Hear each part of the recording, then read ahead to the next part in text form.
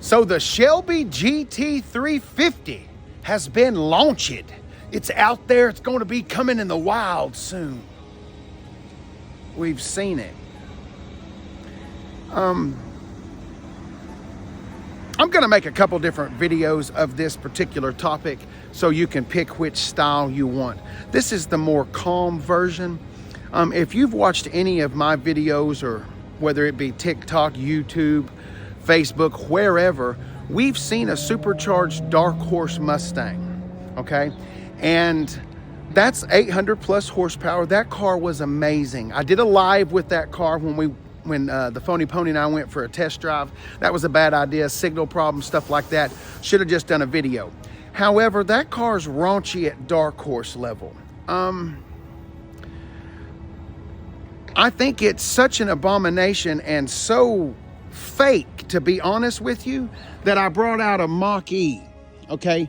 Calling this a Ford Mustang is as much abomination. The new GT350, it's nostalgia. I watch Haggerty's videos a lot.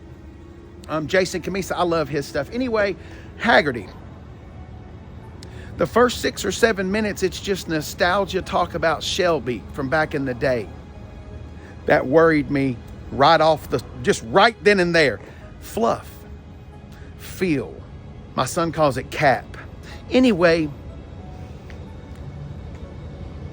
and then they had the audacity to say that they built it. The problem with me, one of the problems, the supercharged tube, that's right out of the damn Whipple box, right out of the Ford Performance box. I guess we should tip our hats to Whipple, because without yours, nobody's building shit. I mean, this is really just depressing, okay? The last generation, the Voodoo, okay, one of my followers, his name is Buddy. I've ridden in his car. That is one of my dream cars. Not Buddy's car, but one like it. I love the GT350. The interior's pretty much the same as any 550, but you know, what else do you expect? But you're not buying it for the interior, you're buying it for what's underneath the hood. I think it redlines at 200,000 RPM or something like that, a V8 screaming. Excuse me, I farted. That's pretty amazing and pretty awesome. I'm sorry, Casey, it's got a new bumper and they've revised the suspension. Okay, so we put some lowering springs on it. We put a strut tower bar on it. I'm not trying to belittle Shelby America, okay? Y'all have been making cars and you know so much more about cars than I could ever possibly know. However, this just feels a little watered down. Kind of like when you pour like a Jack and Coke and then you walk away for an hour, which anyway, you walk away for like an hour and it's watered down. It doesn't quite taste as good as when it was freshly poured. Anyway, so the Shelby GT350, the GT350 thrifty, the GT350 thrifty, the GT thrifty. All right, the GT thrifty is about as much Shelby as that is Mustang.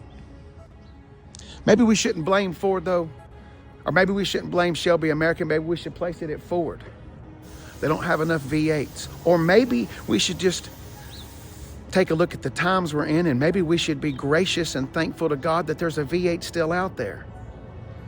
Anyway, I have a feeling that's going to change over the course of the next few years over here in the States. Anyway, I look forward to your comments down there. This is one example of how I'm going to take the GT350.